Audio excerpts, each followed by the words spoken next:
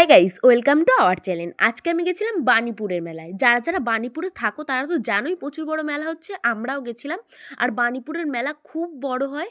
আর আমি এবার ফার্স্টবার গেলাম। এখানে প্রচুর দোকান আছে, প্রচুর দোকান, ঘুরেই শেষ করা যায় না। আর এখানে নানান রকম কাঠের জিনিসও আছে।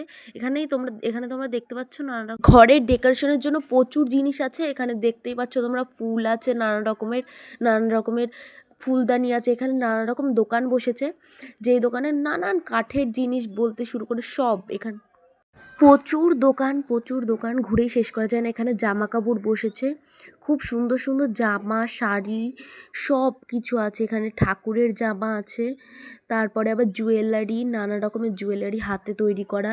এখানটায় ঠাকুরের জিনিস, এখানে যে ঠাকুরের জিনিস বিক্রি করছে সেও কাজ করছে কন্টিনিউ। তারপরে নানা রকম টপ, মেয়েদের চুড়িদার, প্রচুর জিনিস। তারপরে ওষুধ থেকে শুরু করে সব কিছু আছে।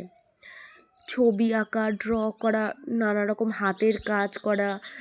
তারপরে তোমরা দেখতেই পাচ্ছ এখানে নানান সায়েন্সের জিনিস আছে। এখানে স্কুলের স্টুডেন্টরাই বানিয়েছে, নানান স্কুলের ছাত্রছাত্রীরা এখানে এসেছিল আর এই সায়েন্সের জিনিসগুলো দেখাচ্ছিল।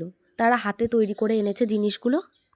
এই ছেলেটি এখানে সায়েন্সেরই একটা জিনিস দেখাচ্ছিল। তারপরে আমি চলে গেছিলাম চারুকলা বিভাগে। সেখানে ছিল নানান রকম ছবি আঁকা, হাতে তৈরি জিনিস, আরও ছিল জামা কাপড় থেকে শুরু করে সব কিছু। তারপরে তোমরা সবাই দেখতে পাচ্ছ কি সুন্দর রাস্তার পাশে এটা সাজিয়েছে। তারপরেই আমি চলে গেছিলাম নানান রকম সাজুনির দোকানে। এখানে প্রচুর কিছু ছিল, খেলনা থেকে শুরু করে রাইড, নানান রকমের। এটা টোরা ছিল, আরও পাশে ছিল নাগরদোলনা, ব্রেক ডান্স, ছোটদের চড়ার অনেক রাইড ছিল।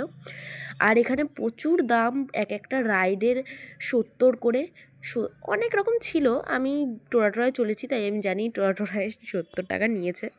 এখন ঘুরতে ঘুরতে খুব খিদে পেয়ে গেছিলো, তারপরে দুটো পাপড়ি চাট নিয়ে নিলাম। পাপড়ি চাটটা খেয়েই আমি চলে গেছিলাম। খুব ইউনিক একটা জিনিস দেখতে। আমি এত মেলায় গেছি কিন্তু এরকম কোনো সময় দেখিনি। এখানে ছোট থেকে এক একটা জিনিসের দেখতেই পাচ্ছ, এখানটায় গোসাপের প্রজাতি আছে, সাপের প্রজাতি আছে, নানা রকম পাথর আছে। তারপরেই আমি বাইরে বেরিয়ে দেখছি একটা ছেলে খুব সুন্দর ড্র করছে শিব ঠাকুরের। তারপরে সেটাই দেখছিলাম কিছুক্ষণ। আমি একটা রিলসও বানিয়ে নিলাম। তারপরে এই ক্লিপটা নেওয়ার পরেই আমি ওখান থেকে যাওয়ার সময় দেখছি একটা বিরিয়ানির দোকান। বিরিয়ানি মানেই তো জিভে জল আসা একটা ব্যাপার। তারপরে আমি একটা বিরিয়ানি নিয়েছিলাম। এটা খেয়েই আমি বাড়ি চলে এসেছি। Bye bye.